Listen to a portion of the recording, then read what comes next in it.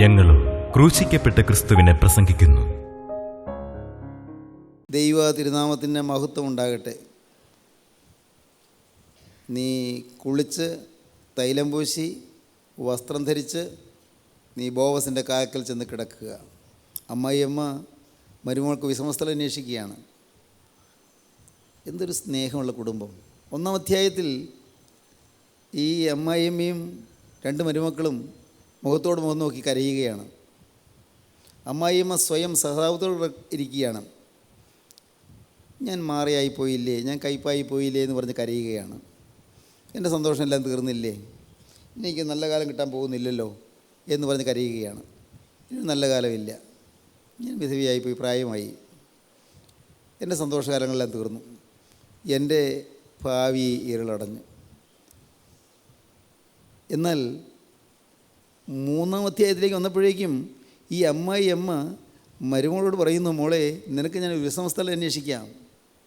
എത്ര പെട്ടെന്നാണ് ഈ മാറ്റം വരുന്നത്, എന്തൊരത്ഭുതം. സ്നേഹിതരെ, നിങ്ങൾ വിശ്വസിക്കൂ, വളരെ അത്ഭുതകരമായ ചില മാറ്റങ്ങൾ നിങ്ങൾക്ക് സംഭവിക്കും. വളരെ അതിശയകരമായ ചില മുന്നേറ്റങ്ങൾ നിങ്ങളുടെ ജീവിതത്തിലുണ്ടാകും. അത്ഭുതകരമായ ചില പുരോഗതികൾ നിങ്ങൾ കൈവരിക്കും. നിങ്ങൾ വിശ്വസിക്കൂ, ഇത് അസാധ്യമെന്ന് നിങ്ങൾ കരുതുന്ന ചില കാര്യങ്ങൾ വളരെ എളുപ്പം സാധിക്കും. നിങ്ങൾ അത്ഭുതത്തോടെ കാണും. ഇത് യഹോവയാൽ സംഭവിച്ചു എന്ന് നമ്മുടെ ദൃഷ്ടിയിൽ ആശ്ചര്യവുമായിരിക്കുന്നു. ഇത് യഹോവയാൽ സംഭവിച്ചു. നിത്യനായ ക്രിസ്തുവിൻ്റെ അത്ഭുത ശക്തിയാൽ ഇതെല്ലാം സംഭവിക്കും. ദൈവത്തിന് സ്തോത്രം.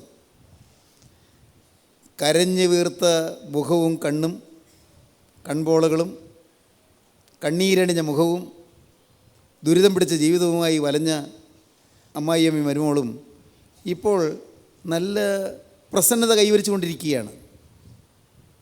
പ്രസന്നത. ഞാൻ ബിറ്റർനെസ്സാണെന്ന് പറഞ്ഞ ആൾ ഇപ്പോൾ പ്ലസൻനെസ്സായി മാറുകയാണ്. നവമി എന്ന വാക്കിൻ്റെ അർത്ഥം പ്ലസൻ്റ് എന്നാണ്. പക്ഷേ നവമി പറഞ്ഞു, ഇനി പ്ലസൻ്റ് അല്ല, ഞാൻ ബിറ്ററായിപ്പോയി, ഞാൻ കയ്പായിപ്പോയി. Don't call me pleasant but call me bitterness. എന്നെ നിങ്ങൾ നവമി എന്ന് വിളിക്കേണ്ട, എന്നെ നിങ്ങൾ കയ്പെന്ന് വിളിച്ചോളൂ.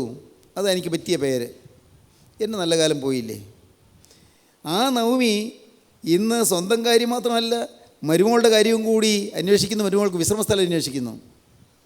നിങ്ങൾ ഇന്ന് തന്നെത്താൻ പഴിച്ചുകൊണ്ടിരിക്കുന്നു. അനേകരെ സമ്പന്നരാക്കാൻ ദൈവം നിങ്ങൾ ഉപയോഗിക്കും. ഹല്ലേലൂയ, ദൈവത്തിന് സ്തോത്രം. അനേകരെ ആശ്വാസ സമൃദ്ധിയിലേക്ക് എത്തിക്കാൻ ദൈവം നിങ്ങൾ ഉപയോഗിക്കും. അനേകർക്ക് സംതൃപ്തിയും സന്തോഷവും പ്രദാനം ചെയ്യുന്നവരായിത്തീരാൻ ദൈവം നിങ്ങൾ ഉപയോഗിക്കും. മാറ്റങ്ങൾ പെട്ടെന്നാണ് വരുന്നത്. യേശു ക്രിസ്തു വന്നാൽ മാറ്റം വരും. നിങ്ങൾ വിശ്വസിക്കൂ. ക്രിസ്തു നിങ്ങളുടെ ജീവിതത്തിലേക്ക് വരാൻ നിങ്ങൾ വഴി തുറക്കൂ. കർത്താവിന് വഴിയൊരുക്കുവീൻ, അവൻ്റെ പാത നിരപ്പാക്കുവീൻ. യേശു ക്രിസ്തുവിന് പ്രവേശിക്കാൻ നിങ്ങൾ വഴിയൊരുക്കുവീൻ. നിങ്ങളുടെ ഹൃദയത്തിലേക്ക് യേശു ക്രിസ്തു കടന്നു വരാൻ വഴിയൊരുക്കണം. ഈ ഹൃദയത്തിലേക്ക് യേശു കടന്നു വരുവാൻ ഇന്ന് സാധിക്കാത്ത വിധത്തിൽ വലിയ തടങ്കൽ പാറകൾ കൊണ്ടുവന്ന് വെച്ചിരിക്കുകയാണ്. പാപത്തിൻ്റെ പെരും കൂമ്പാരങ്ങൾ. ഈ പാപത്തിൻ്റെ വലിയ ഭാണ്ഡക്കെട്ടുകളിൽ ഇരിക്കുന്നു. അശുദ്ധി ക്രിസ്തുവിന് തൊട്ടുകൂടാ, അശുദ്ധി ക്രിസ്തുവിന് സ്പർശിച്ചുകൂടാ. അതുകൊണ്ട് കർത്താവ് അങ്ങോട്ട് അടുക്കുകയില്ല. നിങ്ങളതെല്ലാം എടുത്ത് മാറ്റുവാൻ തീരുമാനിക്കൂ. നിശ്ശേഷം മാറ്റുവാൻ നിങ്ങൾ തീരുമാനമെടുക്കൂ. കാണാം, കർത്താവ് നിങ്ങൾ വഴിയൊരുക്കുകയാണ്. യേശു ക്രിസ്തുവിന് വേണ്ടി വഴിയൊരുക്കുന്നു. ക്രിസ്തു കടന്നു വരട്ടെ, അത്ഭുതങ്ങൾ സംഭവിക്കും. മകളെ, നിനക്ക് നന്നായിരിക്കേണ്ടതിനും ഞാൻ നിനക്ക് വേണ്ടി ഒരു വിശ്രമസ്ഥലം അന്വേഷിക്കേണ്ടയോ? നീ ഒരു കാര്യം ചെയ്യൂ. ബോവസ് സന്തുഷ്ടനായി അവൻ്റെ കളത്തിൽ ചെന്ന് കിടക്കുമ്പോൾ നീ അവൻ്റെ കാൽക്കൽ പോയി അഭയപ്പെട്ട് കിടക്കുക. അവൻ്റെ കാൽക്കൽ ചെന്ന് നീ അവിടെ മാത്രമേ എനിക്ക് അഭയമുള്ളൂ എന്ന സ്ഥിതിക്ക്, അവിടെ മാത്രമേ എനിക്ക് സങ്കേതമുള്ളൂ എന്ന സ്ഥിതിയിൽ നീ അവിടെ പോയി കിടക്കുക. പക്ഷേ ഒരു കാര്യം, നീ അവിടെ പോയി കിടക്കുന്നതിന് മുൻപ് നീ കുളിക്കണം, നീ തൈലം പൂശണം, നീ വസ്ത്രം ധരിക്കണം. വസ്ത്രം എപ്പോഴും വെള്ളയായിരിക്കണം. 1 നീതിൻ വസ്ത്രം, 2 രക്ഷാവസ്ത്രം, 3 സ്തുതി എന്ന മേലാണ്. 4-ാമത്തെ വസ്ത്രം ഉത്സവ വസ്ത്രമാണ്. ഉത്സവ വസ്ത്രം നമുക്ക് വായിക്കാം. ഏതാണ് ഉത്സവ വസ്ത്രം? സെഖര്യാവ് 3:1 മുതൽ വായിക്കാം. അനന്തരം അവൻ എനിക്ക് മഹാപുരോഹിതനായ യോശുവ യഹോവയുടെ ദൂതന് മുമ്പിൽ നിൽക്കുന്നതും സാത്താൻ അവനെ കുറ്റം ചുമത്തുവാൻ അവൻ്റെ വലത്തുഭാഗത്ത് നിൽക്കുന്നതും കാണിച്ചു തന്നു. യഹോവ സാത്താനോട്, സാത്താനെ, യഹോവ നിന്നെ ഭർസിക്കുന്നു. യെരൂശലേമിനെ തിരഞ്ഞെടുത്തിരിക്കുന്ന യഹോവ തന്നെ നിന്നെ ഭർസിക്കുന്നു. ഇവൻ തീയിൽ നിന്ന് വലിച്ചെടുക്കപ്പെട്ട കൊള്ളിയല്ലയോ എന്ന് കൽപ്പിച്ചു. എന്നാൽ യോശുവ മുഷിഞ്ഞ വസ്ത്രം ധരിച്ച് ദൂതന്റെ മുമ്പിൽ നിൽക്കുകയായിരുന്നു. അവൻ തൻ്റെ മുമ്പിൽ നിൽക്കുന്നവരോട് മുഷിഞ്ഞ വസ്ത്രം അവങ്കൽ നിന്ന് നീക്കിക്കളവിനെന്ന് കൽപ്പിച്ചു. പിന്നെ അവനോട്, ഞാൻ നിന്റെ അകൃത്യം നിന്നിൽ നിന്ന് പോക്കിയിരിക്കുന്നു, നിന്നെ ഉത്സവ വസ്ത്രം ധരിപ്പിക്കുമെന്ന് അരുളി ചെയ്തു. ദൈവത്തിന് സ്തോത്രം. യോശുവ നൂൻ്റെ മകനായ യോശുവ അല്ല, യഹോസാദാക്കിൻ്റെ മകനായ യോശുവ. യോശുവ മഹാപുരോഹിതനാണ്. മോശയ്ക്ക് ശേഷം വന്ന യോശുവ നൂൻ്റെ മകനായ യോശുവയാണ്. ഈ യോശുവ മഹാപുരോഹിതനായ യോശുവയാണ്. അന്ന് മഹാപുരോഹിതന്മാർക്കും പ്രവാചകന്മാർക്കും വലിയ പദവി ഉണ്ടായിരുന്നു. അന്ന് പ്രവാചകന്മാർ അവരെ പൗരോഹിത്യ വേല കൂടി ചെയ്യുന്നവരായിരുന്നു. യെഹെസ്കേൽ പുരോഹിതനുമാണ്, പ്രവാചകനുമായിരുന്നു. പുരോഹിതനുമാണ്, പ്രവാചകനുമാണ്. അവരെ രാജാക്കന്മാർ മാനിച്ചിരുന്നു. ഭരണാധികാരികൾ അവരെ വളരെ ആദരിച്ചിരുന്നു. സഖര്യാവിൻ്റെ പുസ്തകത്തിൽ യോശുവയെക്കുറിച്ച് പറയുന്നുണ്ട്, സെരുബ്ബാബേലിനെ കുറിച്ച് പറയുന്നുണ്ട്. സെരുബ്ബാബേൽ ഒരു ഗവർണറായിരുന്നു, ഭരണാധികാരിയായിരുന്നു, ഗവർണറായിരുന്നു. ഇസ്രായേൽ ജനത്തിൻ്റെ ഭരണാധികാരിയായി നിയമിക്കപ്പെട്ട ആളായിരുന്നു സെരുബ്ബാബേൽ, ഗവർണർ. ഈ സെരുബ്ബാബേലും യോശുവയും കൂടിയാണ് ജനത്തെ നയിച്ചുകൊണ്ടിരുന്നത്. അടിമത്തത്തിൽ കഴിയുന്ന ജനത്തിന് ആവശ്യമുള്ള ഉപദേശം കൊടുക്കുകയും അവരെ അടിമത്തത്തിൽ നിന്ന് വിടർത്തുവാൻ വേണ്ടി അധ്വാനിക്കുകയും അവരെ ആത്മീയമായ വഴിയിൽ നടത്തുവാൻ പരിശ്രമിക്കുകയും ചെയ്തുകൊണ്ടിരുന്ന രണ്ട് വ്യക്തികളാണ് യഹോസാദാക്കിൻ്റെ മകനായ യോശുവയും ശെയൽത്തീയേലിൻ്റെ മകനായ സെരുബ്ബാബേലും. ദിവസം വായിക്കുമ്പോൾ ഹൃദയസ്പർശിയായ ഒരു വാക്യമുണ്ട്. എൻ്റെ ദാസനായ ശെയൽത്തീയേലിൻ്റെ മകനായ സെരുബ്ബാബേലെ, ഞാൻ നിന്നെ എടുത്ത് എൻ്റെ വലങ്കയിലെ മുദ്രാമോതിരമാക്കും. ദൈവം ഒരു വാഗ്ദത്തം കൊടുത്തു. എൻ്റെ ദാസനായ ശെയൽത്തീയേലിൻ്റെ മകനായ സെരുബ്ബാബേലെ, ഞാൻ നിന്നെ എടുത്ത് എൻ്റെ വലങ്കയിലെ മുദ്രാമോതിരമാക്കും.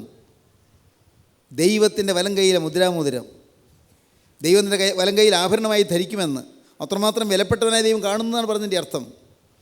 ദൈവത്തിന് സ്തോത്രം.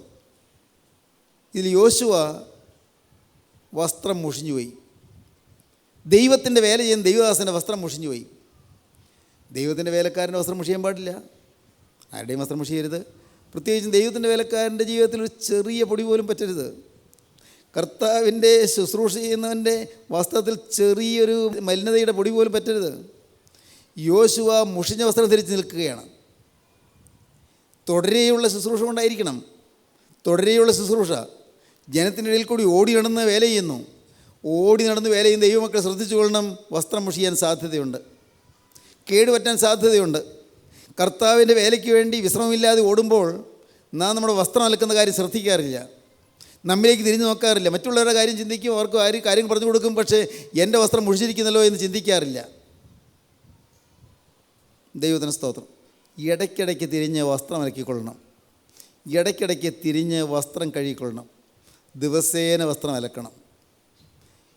ദിവസേന വസ്ത്രം അലക്കുന്ന വെച്ചാൽ നിങ്ങൾ നമ്മുടെ ഈ ശരീരത്തിൽ ഈ ഷർട്ടും മുണ്ടും എന്നല്ല ഈ പറഞ്ഞത്, നമ്മുടെ ശരീരത്തിൻ്റെതല്ല, ആത്മാവിൻ്റെ വസ്ത്രം അലക്കണം. ആത്മാവിൽ എന്നുമെന്ന് ശുദ്ധീകരണം പ്രാപിക്കണം. അങ്ങോട്ട് പറയുന്ന വാക്ക്, ജനത്തിങ്കിലേക്ക് കൊടുക്കുന്ന വാക്ക്, അത് തിരിഞ്ഞ് കൊത്തുന്നതാണ്, തിരിഞ്ഞ് വെട്ടുന്നതാണ്. ഇരുവായത്തിലുള്ള വാളാണ് ഈ വചനം. അങ്ങോട്ട് വെട്ടുന്നതിൻ്റെ, അതിൻ്റെ ഇരുവായത്തിലുള്ള വാളിൻ്റെ ഒരു വായത്തിൽ ഇങ്ങോട്ടാണ്, എന്നിലേക്കാണ്, എൻ്റെ ഹൃദയത്തിലേക്കാണ് എന്ന് ഓരോ സുവിശേഷകനും ധരിച്ചിരിക്കേണ്ടതാണ്. ദൈവത്തിന് സ്തോത്രം. ദൈവത്തിൻ്റെ വലിയ നാമം മഹത്വപ്പെട്ടെ. വസ്ത്രം മുഷിഞ്ഞു. ഞാനൊരു സംഭവം കേട്ടു, വായിച്ചതാണ്. രണ്ടുപേരും കൂടി വിറക് കീറുകയായിരുന്നു. വിറക് കീറുക, നല്ല അധ്വാനികളാണ്. പക്ഷേ ഒരാൾ ഇടയ്ക്കിടയ്ക്ക് വിശ്രമിക്കും. കുറേ നേരം പണിത് കഴിഞ്ഞാൽ വിറക് കീറി കഴിഞ്ഞാൽ വിശ്രമിക്കും. മറ്റേ ആൾ മുഴുവൻ സമയം അത്യധ്വാനം ചെയ്ത് വിറക് കീറിക്കൊണ്ടിരുന്നു. വൈകുന്നേരമായപ്പോൾ ഈ വിശ്രമിച്ച ആൾ കൂടുതൽ വിറക് കീറിയിട്ടുണ്ട്. എന്നാൽ നിരന്തരം ഒട്ടും വിശ്രമിക്കാതെ കയറിയ ആൾക്ക് അത്രയും വിറക് കയറാൻ പറ്റിയില്ല. അത് നിരാശയായി. ഇത് ചോദിച്ചു, സ്നേഹിത, ഇതെങ്ങനെ പറ്റിച്ചു ഈ കാര്യം? അതെങ്ങനെയാണ് സാധിച്ചത്? വിറക് കീറി നമ്മൾ ഒരുമിച്ച് കീറി തുടങ്ങി. ഞാൻ ഒട്ടും വിശ്രമിച്ചില്ല. നിങ്ങൾ ഇടയ്ക്കിടയ്ക്ക് മാറിപ്പോയി വിശ്രമിക്കുന്നു. എന്നിട്ട് എങ്ങനെയാണ്? നിങ്ങൾക്കാണല്ലോ കൂടുതൽ കിട്ടിയത്. അത് ഞാൻ വിശ്രമിക്കാനായിട്ട് മാറിയത് വെറും വിശ്രമമായിരുന്നില്ല. ഞാൻ എൻ്റെ കോടാലി മൂർച്ച കൂട്ടുകയായിരുന്നു. എൻ്റെ കോടാലി മൂർച്ച കൂട്ടുകയായിരുന്നു. കുറേ നേരം വെട്ടി കഴിയുമ്പോൾ പിന്നെ മൂർച്ച കൂട്ടണം. അതുകൊണ്ട് ഞാൻ മാറിയിരുന്ന് കോടാലി മൂർച്ച കൂട്ടുകയായിരുന്നു. എന്നിട്ട് പിന്നെ വന്ന് വെട്ടി. അപ്പോൾ അതുകൊണ്ട് കൂടുതൽ കീറാൻ പറ്റി, വിറക് കീറാൻ പറ്റി. നിങ്ങൾക്ക് അർത്ഥം മനസ്സിലായോ? നമ്മുടെ കോടാലി മൂർച്ച കൂട്ടിക്കൊള്ളണം. കോടാലി ചിലപ്പോൾ വായുത്തല മടങ്ങിയെന്ന് വരും. ചിലപ്പോൾ നമ്മുടെ ഉത്സാഹം കൊണ്ടും ശുദ്ധോദ്ദേശം കൊണ്ടും തന്നെ ആയിരിക്കും. പക്ഷേ ചെന്ന് വെട്ടുന്നത് പാറയിലേക്കായിരിക്കും. മരത്തിൽ വെട്ടാനുള്ള സാധനം കൊണ്ട് പാറയിൽ വെട്ടാൻ പാടില്ല. പാറയിൽ കൊണ്ടുപോയി വെട്ടിയാൽ കോടാലിയുടെ ഭാഗത്തിൽ മടങ്ങിപ്പോവും, കോടാലിയുടെ മൂർച്ച പോവും. അല്ല, വേണ്ട, മരത്തിൽ തന്നെയാണ് വെട്ടുന്നതിരിക്കട്ടെ. മരത്തിൽ തന്നെയാണ് വെട്ടുന്നതെങ്കിലും ചിലപ്പോൾ തുടരെ വെട്ടി കഴിയുമ്പോൾ ഒന്ന് മൂർച്ച കൂട്ടേണ്ടിയിരിക്കുന്നു. നിങ്ങൾക്കറിയാമല്ലോ, സ്വാഭാവികമല്ലേ? മൂർച്ച കൂട്ടണം. അനേകം സുവിശേഷകന്മാർ മൂർച്ച കൂട്ടുന്നില്ല. അനേകം ദൈവവേലക്കാർ മൂർച്ച കൂട്ടുന്നില്ല. മാറിയിരുന്ന് സ്വയം കണ്ടെത്തുന്നില്ല. മാറിയിരുന്ന് എൻ്റെ അവസ്ഥ എന്താണ്? ഞാനിതെല്ലാം ജനത്തോട് പറഞ്ഞു. കർത്താവേ, നീ എല്ലാം കാണുന്നല്ലോ. യേശുവേ, നിനക്ക് മുഖപക്ഷം ഇല്ലല്ലോ. മുഖപക്ഷം കൂടാതെ ഓരോരുത്തരും അവൻ്റെ പ്രവർത്തിക്കത്തക്കവണ്ണം പകരം ചെയ്യുന്നതിന് നിങ്ങൾ പിതാവ് എന്ന് വിളിക്കുന്നുവെങ്കിൽ നിങ്ങളുടെ പ്രവാസകാലം ഭയത്തോടെ കഴിപ്പീൻ. മുഖപക്ഷമില്ലാത്ത ദൈവത്തിന് മുഖപക്ഷമില്ല. ദൈവം നീതിമാനാണ്. കർത്താവേ, അവിടുത്തെ സന്നിധിയിൽ ഞാൻ എന്നെ തന്നെ ശോധന ചെയ്യുമ്പോൾ എൻ്റെ അവസ്ഥ എന്താണ്? ശോധന ചെയ്യേണ്ടതാണ്. ഓരോ വിശ്വാസിയും തന്നെ ശോധന ചെയ്യേണ്ടതാണ്. നാം ആളാം പ്രതി വേല ചെയ്യുന്നു, ഭവനങ്ങൾ തോറും കയറി ദൈവത്തിൻ്റെ വേല ചെയ്യുന്നു, ദൈവത്തിന് വചനം പറയുന്നു. പലപ്പോഴും നമ്മുടെ കാര്യം നാം ഓർക്കാറില്ല. എനിക്കെന്തെങ്കിലും തിരുത്താനുണ്ടോ? എനിക്കെന്തെങ്കിലും തെറ്റുപറ്റിയോ? ഞാൻ ചിന്തിച്ചു നോക്കേണ്ടതാണ്. ദൈവത്തിന് സ്തോത്രം. ഉത്സവവസ്ത്രം ധരിക്കേണ്ടതിന് പകരം മുഷിഞ്ഞ വസ്ത്രം ധരിച്ച് നിൽക്കുകയാണ്. മുഷിഞ്ഞ വസ്ത്രം മുഷിഞ്ഞു പോയി. അനേകം പേർക്ക് ഈ അപകടം വരാറുണ്ട്. വസ്ത്രം മുഷിഞ്ഞു പോകുന്നു. അപ്പോൾ നിങ്ങളുടെ വീട്ടിൽ ഒരു അതിഥി വന്നു, ഒരു വിരുന്നുകാരൻ വന്നു. മാന്യനായൊരു മനുഷ്യനാണ് വന്നത്. വളരെ വിഭവസമൃദ്ധമായ ആഹാരമൊക്കെ ഉണ്ടാക്കി നിങ്ങൾ അദ്ദേഹത്തിന് ആഹാരം കൊടുത്തു. അതോ നിങ്ങൾ വളരെ കാര്യമായി സാധനം എടുക്കാറില്ലാത്ത നല്ലൊരു തളികയിൽ നല്ലൊരു പ്ലേറ്റിൽ, നല്ല ഒന്നൊന്നരം പ്ലേറ്റ്, നല്ല വില കൂടിയ പ്ലേറ്റ്, അതിൽ നിങ്ങൾ ഏറ്റവും നല്ല ആഹാരം, പാകം ചെയ്ത ആഹാരം നിങ്ങളുടെ അതിഥിക്ക് നിങ്ങൾ കൊടുത്തു. അദ്ദേഹം സന്തോഷത്തോടെ ഭക്ഷിച്ചു, എഴുന്നേറ്റ് പോയി. 3-4 ദിവസത്തേക്ക് അദ്ദേഹം ഇവിടെ ഉണ്ട്. 3-4 ദിവസം കഴിഞ്ഞേ പോവുകയുള്ളൂ. നിങ്ങൾക്ക് സന്തോഷമാണ്. ആദരണീയനായ ഒരു അതിഥിയാണ്, സൽക്കരിക്കേണ്ട മനുഷ്യനാണ്, നിങ്ങൾക്കറിയാം. നിങ്ങൾ പിറ്റേ ദിവസം ചോറ് വിളമ്പി വെച്ചു. ഈ പാത്രത്തിൽ, മനോഹരമായ പാത്രമാണ്, ചോറ് വിളമ്പി വെച്ചു, ആഹാരമെല്ലാം തയ്യാറാക്കി വെച്ചു. അദ്ദേഹം കഴിച്ച് അടിയിലായപ്പോഴേക്ക് ഏതാണ്ടൊരു മനം പുരട്ടൽ പോലെ, ഏതാണ്ട് പ്രയാസം. എന്താ? അദ്ദേഹത്തിന് മനസ്സിലായില്ല, ഈ വിളമ്പിയാൾക്ക് മനസ്സിലായില്ല. കാരണം ആ വിളമ്പിയാൾ അറിഞ്ഞില്ല അദ്ദേഹത്തിന് മനം പുരട്ടലുണ്ടെന്ന്. അല്പം ഒരു പ്രയാസം ഉണ്ടാക്കുന്നുണ്ടെന്ന് അറിഞ്ഞില്ല. അദ്ദേഹം മുഴുവൻ കഴിക്കാതെ എഴുന്നേറ്റ് പോയി കൈ കഴുകി. കാര്യം എന്തായിരുന്നു? തലേ ദിവസം ആഹാരം കൊടുത്ത പാത്രം കഴുകാതെയാണ് പിറ്റേ ദിവസം ആ പാത്രത്തിൽ ആഹാരം കൊടുത്തത്. കേൾക്കുമ്പോൾ അല്പം നിങ്ങൾക്കൊരു അറപ്പ് പോലെ തോന്നും. തലേദിവസം ഭക്ഷണം കഴിച്ച ആ പാത്രം കഴുകാതെയാണ് പിറ്റേ ദിവസം ആ പാത്രത്തിൽ വിളമ്പി കൊടുത്തത്. 3-ാം ദിവസം ഇത് നല്ല വിശിഷ്ടമായ ആഹാരമാണ്. ഇതേ പ്ലേറ്റ്, നല്ല ഒന്നാന്തരം പ്ലേറ്റ്, വില കൂടിയ പ്ലേറ്റാണ്, ആഹാരം കൊണ്ട് വെച്ചു. പക്ഷേ കഴിക്കാൻ പറ്റുന്നില്ല. ഭയങ്കര ദുർഗന്ധം. അദ്ദേഹം കാര്യമൊന്നും പറഞ്ഞില്ല. അദ്ദേഹം എഴുന്നേറ്റ് പോയി, കഴിച്ചില്ല. എന്താണ്? അത് കഴിക്കാൻ വയ്യാതെ പോയി, കഴുകിയില്ല. 3-ാം ദിവസമായിട്ടും കഴുകിയില്ല.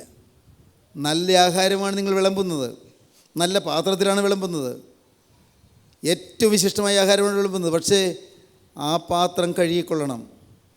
ഈ സ്വർഗീയമായ ഭോജനം പകരുന്നതായ പാത്രം കഴുകിക്കൊള്ളണം. യോശുവയ്ക്ക് അത് സാധിക്കാതെ പോയി.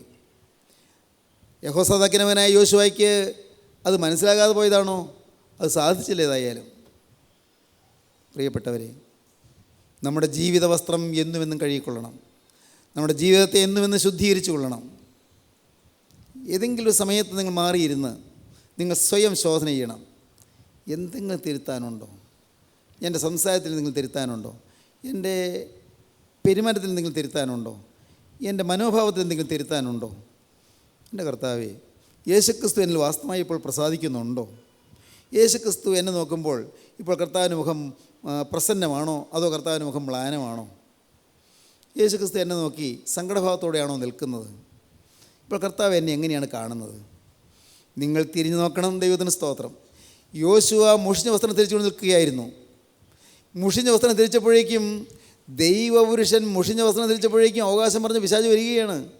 മുഷിഞ്ഞ വസ്ത്രം ധരിച്ചാൽ പിശാച് വരും, സാത്താൻ വരും, സാത്താൻ്റെ കിങ്കരന്മാർ വരും. അവർക്ക് ഏത് സമയത്തും ദൈവസന്നിധിയിൽ കടന്നു ചെല്ലാൻ അവന് ആരുടെ അനുവാദം വേണ്ട. കാരണം ഒരു ദൈവദാസനിൽ ദൈവം പ്രസാദിച്ച ദൈവം വളർത്തിക്കൊണ്ടുവരും ദൈവത്തിൻ്റെ ശുശ്രൂഷകനിൽ പാപം വന്നാൽ പിശാചിന് അവൻ്റെ മേൽ അവകാശം പറഞ്ഞുകൊണ്ട് കടന്നിയല്ല, എപ്പോൾ വേണമെങ്കിലും കടന്നിയല്ല. വളരെ ഭയപ്പെടേണ്ട കാര്യമാണ്. എൻ്റെ കർത്താവേ, എന്നിൽ പാപം വന്നാൽ, എന്നിൽ ഏതെങ്കിലും തിന്മ വന്നാൽ, എന്നിൽ ദൈവത്തിന് നിരക്കാത്തതായ ഏതെങ്കിലും കാര്യങ്ങൾ സംഭവിച്ചു പോയാൽ പിശാചിന് എന്നെക്കുറിച്ച് അപവാദം പറയുവാനായി ദൈവസന്നിധിയിലേക്ക് കടന്നിയല്ല. ഭയാനകമല്ലേ? സാത്താൻ ദൈവസന്നിധിയിലേക്ക് കടന്നു ചെന്നു, കുറ്റം ചുമത്തിക്കൊണ്ട് നിൽക്കുകയാണ്. കുറ്റം ചുമത്തിക്കൊണ്ട്. പണ്ട് ഇയ്യോബിൻ്റെ ജീവിതത്തിൽ കുറ്റം ചുമത്തിക്കൊണ്ട് സാത്താൻ ദൈവസന്നിധിയിൽ ചെന്നല്ലോ. അതുപോലെ സാത്താൻ ചെന്നു, കുറ്റം ചുമത്തിക്കൊണ്ട് നിന്നു. നമുക്കൊന്നുകൂടെ വായിക്കാം. 3-ാം അധ്യായം 1-ാം വാക്യം മുതൽ. അനന്തരം അവൻ എനിക്ക് മഹാപുരോഹിതനായ യോശുവ യഹോവയുടെ ദൂതന് മുമ്പിൽ നിൽക്കുന്നതും സാത്താൻ അവനെ കുറ്റം ചുമത്തുവാൻ അവൻ്റെ വലത്തുഭാഗത്ത് നിൽക്കുന്നതും കാണിച്ചു തന്നു. അവനെ കുറ്റം ചുമത്തുവാൻ വലത്തുഭാഗത്ത് നിൽക്കുന്നതും എനിക്ക് ദൈവത്തിൻ്റെ ദൂതൻ കാണിച്ചു തന്നു. സെഖര്യാവിന് കാണിച്ചു കൊടുത്തു. സെഖര്യാവിന് പാഠം കാണിച്ചു കൊടുക്കുകയാണ്, കാര്യം മനസ്സിലാക്കി കൊടുക്കുകയാണ്. സെഖര്യാവിനെ കാണിച്ചു കൊടുത്തു, എനിക്ക് കാണിച്ചു തന്നു. പിന്നെ യഹോവ സാത്താനോട്. അപ്പോൾ യോശുവ വിഷമിച്ച് നിൽക്കുകയാണ്. യോശുവ അമ്പരപ്പോടെ നിൽക്കുകയാണ്. എന്ത് ചെയ്യും? വസ്ത്രം മുഷിഞ്ഞു പോയി, പിശാച് അവകാശം പറഞ്ഞ് നിൽക്കുന്നു. ഞാൻ എന്ത് ചെയ്യും? പാവം ദൈവപുരുഷൻ അമ്പരപ്പിലായി, സങ്കടഭാവത്തോടെ നിൽക്കുകയാണ്. സംഭവിച്ചു പോയല്ലോ, വസ്ത്രം കഴുകിയില്ലല്ലോ, മുഷിഞ്ഞ വസ്ത്രം ആയിപ്പോയല്ലോ. അനുതാപത്തോടെ നിൽക്കുകയാണ്, ഭാരത്തോടെ നിൽക്കുകയാണ്, ദൈവമുഖത്തേക്ക് നോക്കാൻ ധൈര്യമില്ലാതെ നിൽക്കുകയാണ്, സാത്താനെ അഭിമുഖീകരിക്കാൻ കെൽപ്പില്ലാതെ നിൽക്കുകയാണ്, തലതാഴ്ത്തി വിനീതനായി നിൽക്കുകയാണ്, കുറ്റം ചുമത്തപ്പെട്ട് നിൽക്കുകയാണ്, അപവാദി കുറ്റം ചുമത്തിക്കൊണ്ട് നിൽക്കുന്നു. യോശുവ ദുഃഖിതനായി അനുതാപത്തോടെ നിൽക്കുന്നു. ദൈവത്തിന് സ്തോത്രം. അപ്പോഴെന്താണ് ഉണ്ടായത്?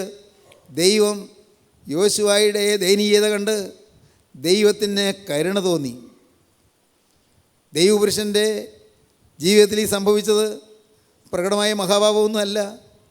വസ്ത്രം മുഷിഞ്ഞുപോയി, തുടരെയുള്ള ശുശ്രൂഷ കൊണ്ട് വസ്ത്രം മുഷിഞ്ഞുപോയി, വസ്ത്രം അലക്കാൻ സമയം കിട്ടിയില്ല. ബദ്ധപ്പാടോടുള്ള വേല കൊണ്ടാണ് വസ്ത്രം അലക്കാൻ സമയം കിട്ടാഞ്ഞത്.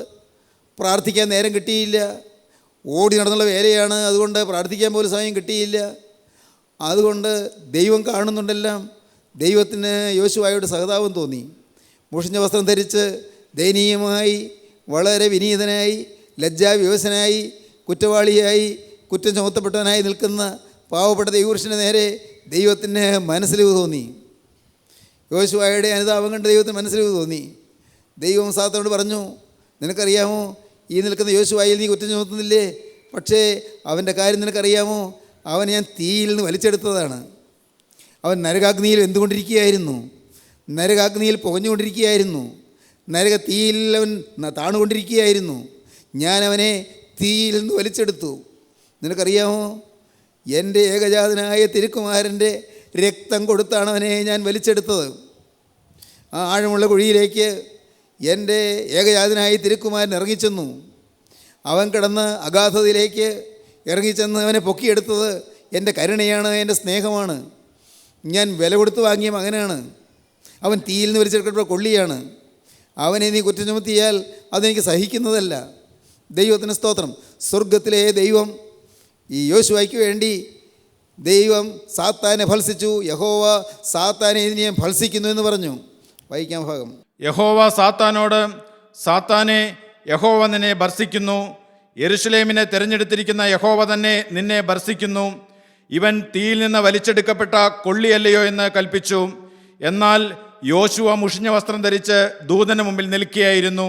യോശുവ മുഷിഞ്ഞ വസ്ത്രം ധരിച്ച് നിൽക്കുകയായിരുന്നു. ദൈവം യോശുവയ്ക്ക് വേണ്ടി തക്ക സമയത്ത് ഇടപെട്ടു. ദൈവത്തിന് സ്തോത്രം. തക്ക സമയത്ത് ദൈവം ഇടപെട്ടു. ദൈവത്തിന് സ്തോത്രം. പ്രിയപ്പെട്ടവരെ, ഈ സ്നേഹം അനന്ത സ്നേഹമാണ്.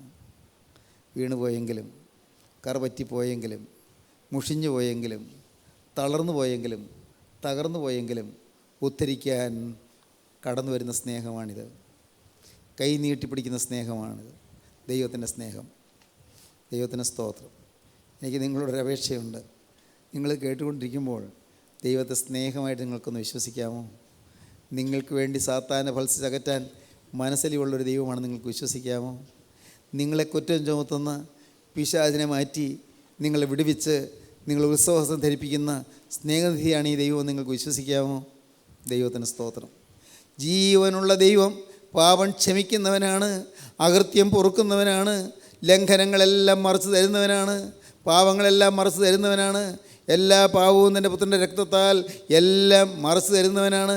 കർത്താവായ യേശു ക്രിസ്തുവിൻ്റെ സ്നേഹം, ഗോകുൽത്തായിലെ സ്നേഹം, കുരിശിൽ കാണിച്ചു തന്ന സ്നേഹം, നമുക്ക് വേണ്ടി പിതാവിനോട് യാചിച്ച സ്നേഹം, നമുക്ക് വേണ്ടി രക്തമൊഴുക്കിയ സ്നേഹം, നമുക്ക് വേണ്ടി നിന്നയേറ്റ സ്നേഹം, നമുക്ക് വേണ്ടി ഭാരമേറിയ കുരിശി വന്ന സ്നേഹം, ആ സ്നേഹത്തെയും നിങ്ങളൊന്ന് കാണുമെങ്കിൽ നിങ്ങൾ ആ സ്നേഹത്തിൻ്റെ മുന്നിൽ നിങ്ങൾ മുട്ടുകുത്തും.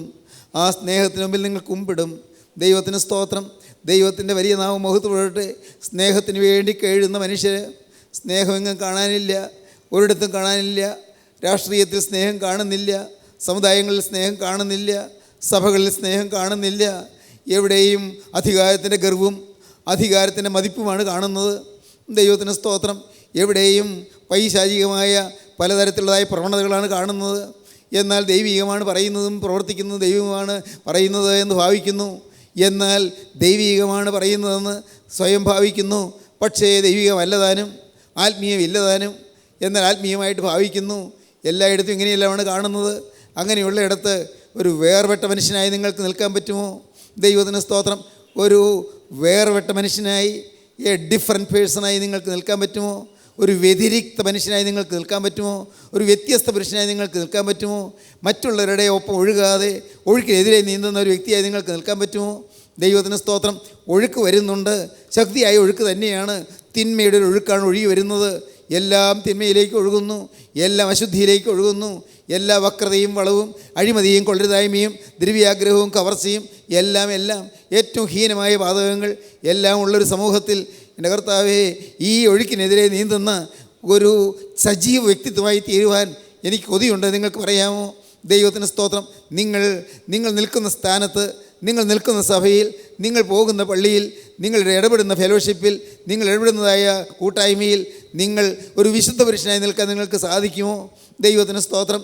കർത്താവിൻ്റെ കൃപ നിങ്ങൾ ക്ഷണിക്കുകയാണ്. ദൈവത്തിന് സ്തോത്രം. ദൈവം നിങ്ങൾക്ക് വേണ്ടി വാദിക്കട്ടെ. ദൈവം നിങ്ങൾക്ക് വേണ്ടി സാത്താനെ ഭത്സിക്കട്ടെ. പൈശാചിക ശക്തിയെ ഭത്സിച്ചകറ്റട്ടെ. ജീവനുള്ള ദൈവം ദുഷ്ടപിശാചിനെ മാറ്റി തരട്ടെ. പ്രിയപ്പെട്ടവരെ, അനുതാപത്തോടെ നിങ്ങൾ കരയുവീൻ, അനുതാപത്തോടെ പ്രാർത്ഥിപ്പീൻ. കർത്താവെ, വിലപ്പെട്ട സമയങ്ങളാണ് നഷ്ടപ്പെടുത്തി കളഞ്ഞത്. വിലയേറിയ സമയങ്ങൾ നഷ്ടപ്പെടുത്തി കളഞ്ഞു. കർത്താവെ, ഇന്ന് പ്രായം ഇത്രയും ആയി കഴിഞ്ഞു. നല്ല നല്ല കാലങ്ങൾ കളഞ്ഞുപോയി. നല്ല നല്ല കാലങ്ങൾ പാവത്തിന് വേണ്ടി ചെലവഴിച്ചു പോയി. നല്ല നല്ല കാലങ്ങൾ എൻ്റെ കർത്താവെ ലോകത്തിൻ്റെ ഇമ്പങ്ങൾക്ക് വേണ്ടി ചെലവഴിച്ചു പോയി. ലോകസുഖങ്ങൾക്ക് വേണ്ടി ചെലവഴിച്ചു പോയി. ലോക മനുഷ്യരുടെ പ്രീതിക്ക് വേണ്ടി ചെലവഴിച്ചു പോയി. ലോക മനുഷ്യരുടെ ബഹുമതിക്ക് വേണ്ടി ചെലവഴിച്ചു പോയി. എൻ്റെ യേശുവേ, ഇതിന് ഞാൻ ഓർത്തില്ല. നിന്നെ ഞാൻ നിൻ്റെ കൂടെയാണെന്ന് ഞാൻ ധരിച്ചപ്പോഴും കർത്താവെ, നിന്നെ മറന്ന് ഞാൻ ലോകത്തിൻ്റെ ദാസനായി ലോകത്തിൻ്റെ ദാസിയായി ജീവിക്കുകയായിരുന്നു. എനിക്കിപ്പോൾ ഏതാണ്ട് മനസ്സിലായി തുടങ്ങുന്നുണ്ട്. കർത്താവെ, നീ എന്നോട് മനസ്സിലെയ്യണം. ഇപ്പോൾ നീ എൻ്റെ അരികിലേക്ക് വന്ന് എന്നെ നിന്റെ തൃക്കരം നീട്ടി ഒന്ന് തൊടണം. ദൈവത്തിന് സ്തോത്രം. എൻ്റെ യേശുവേ, എനിക്ക് വേണ്ടി കുരിശിൽ ഇരുകരവും വിരിച്ച രക്ഷക, നിൻ്റെ ആണിപ്പാടുള്ള പാദത്തിലേക്ക് ഞാനിതാ വരികയാണ്. എനിക്ക് വേണ്ടി രക്തം ചിന്തിയ പാദത്തിലേക്ക് ഞാനിതാ വന്ന് ആ പാദത്തിൽ ഞാൻ കെട്ടിപ്പിടിക്കുകയാണ്. കർത്താവേ, എനിക്ക് വേണ്ടി മുറിഞ്ഞ ആ പാദത്തിൽ ഞാൻ തഴുകുകയാണ്. എനിക്ക് വേണ്ടി ആണിയടിച്ച് തകർന്നതായ ആ മുറിവുകളെ ഞാൻ ചുംബിക്കുകയാണ്. ആ തിരുരക്തം എൻ്റെ അധരങ്ങളിൽ നാഥ പൊഴിയട്ടെ.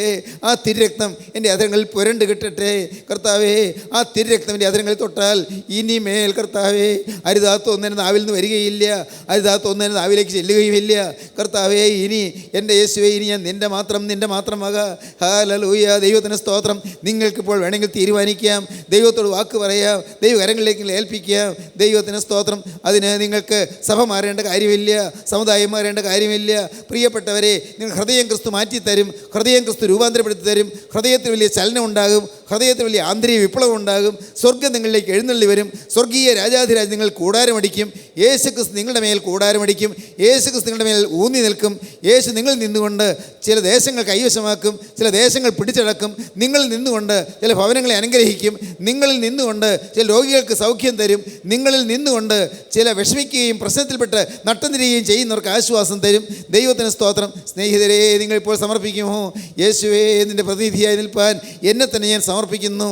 എൻ്റെ യേശുവേ, നിൻ്റെ വിശുദ്ധനായി നിൽപ്പാൻ, നിൻ്റെ ശുദ്ധിമതിയായി നിൽപ്പാൻ എന്നെ തന്നെ സമർപ്പിക്കുന്നു. എൻ്റെ മേൽ നിൻ്റെ കരം വയ്ക്കണമേ. എൻ്റെ കഴിഞ്ഞകാല പാപങ്ങൾ ഓർക്കല്ലേ. കഴിഞ്ഞകാല പാപങ്ങൾ ക്ഷമിക്കണമേ. കഴിഞ്ഞകാല പാപങ്ങൾ പൊറുക്കണമേ. യേശുവേ, എന്നെ വിശുദ്ധീകരിക്കണമേ. എൻ്റെ മുഷിഞ്ഞ വസ്ത്രം മാറ്റണമേ. ഉത്സവ വസ്ത്രം ധരിപ്പിക്കണമേ. പ്രാർത്ഥിക്കൂ, സമർപ്പിക്കൂ. നിങ്ങളുടെ വസ്ത്രം എപ്പോഴും വെള്ളയായിരിക്കട്ടെ. വെണ്മയുള്ള വസ്ത്രം, വിശുദ്ധ വസ്ത്രം നിങ്ങൾ ധരിക്കുന്നവരായി നിൽക്കാൻ ദൈവത്തിൻ്റെ കൃപ നിങ്ങളെ അനുഗ്രഹിക്കട്ടെ. ഇപ്പോൾ നിങ്ങൾ തന്നെ സമർപ്പിക്കൂ. യേശുവേ, ഇന്നു മുതൽ ഞാൻ അഴുക്ക് പറ്റാതെ, അശുദ്ധിയാശാതെ ഒരു പുതിയ മനുഷ്യനായി ഞാൻ ജീവിക്കും. സമർപ്പിക്കൂ. നമുക്ക് സമർപ്പിക്കാം, പ്രാർത്ഥിക്കാം. കാരുണ്യവാനേ, മഹാപരിശുദ്ധനായ സ്വർഗീയ പിതാവേ, അവിടുത്തെ വചനങ്ങൾക്കായി ഞങ്ങൾ നിന്നെ സ്തുതിക്കുന്നു. എൻ്റെ കർത്താവേ, ഇന്ന് വചനം കേട്ട ഈ നിൻ്റെ മക്കളെല്ലാവരെയും അവിടെ തൊട്ടതിനായി സ്തോത്രം. കർത്താവേ, തൃക്കരം നീട്ടി അനുഗ്രഹിച്ചതിനായി സ്തോത്രം. പുതിയ സമർപ്പണങ്ങളും തീരുമാനങ്ങളും ഉരുത്തിരിഞ്ഞ് വന്നതിനായി സ്തോത്രം. എല്ലാവരെയും വാഴ്ത്തി അനുഗ്രഹിക്കണമേ. എൻ്റെ പ്രിയൻ രണ്ടാമത്തെ വരയിൽ പറന്നു വരുന്ന വിശുദ്ധന്മാരുടെ നിരയിൽ ഞങ്ങളെല്ലാവരും ഒരുമിച്ച് പറക്കുവാനിടയാകണമേ. തിരുനാമം മുഖത്തപ്പെടുത്തണമേ. യേശു ക്രിസ്തുവിൻ്റെ സ്നേഹം നിറഞ്ഞ നാമത്തിൽ തന്നെ. ആമീൻ. ഹല്ലേലൂയ.